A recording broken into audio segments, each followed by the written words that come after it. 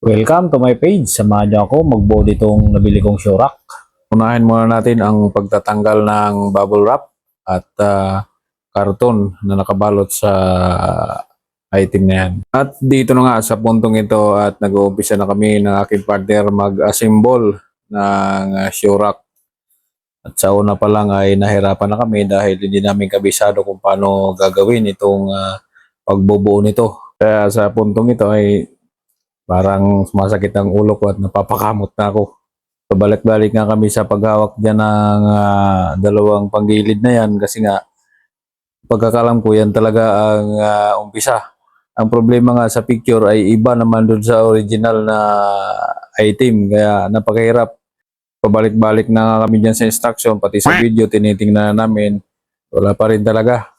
Gusto ko na talaga sumuko dyan kaso buti na lang yung kapitbahay namin dumating at tinulungan kami kasi parang may idea yata siya sa ganyan. Kaya yun, pagdating pa lang niya, binakbakan na kaagad niya. Una niyang ginawa is yung nagpapares-pares muna kami ng mga items kasi tigda dalawa. Kaya inayaan ko muna sa kanyang diskarte at sinusunod na lang kung ano yung gagawin niya.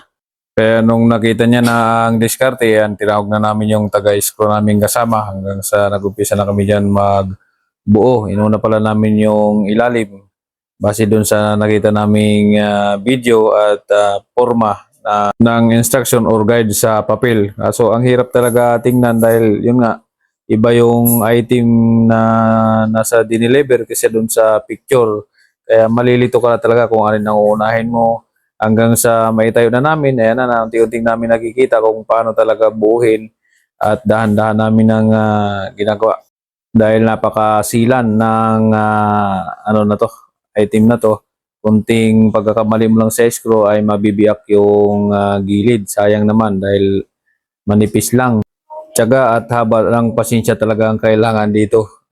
Kaya buti na lang dumating talaga yung kapitbahay namin, yung kumpare ko. Kasi kung hindi, Sana baka all. ewan ko kung anong magawa ko dito dahil pag mga ganitong bagay maiksi ang pasensya ko kaya dito sa kumpare ko.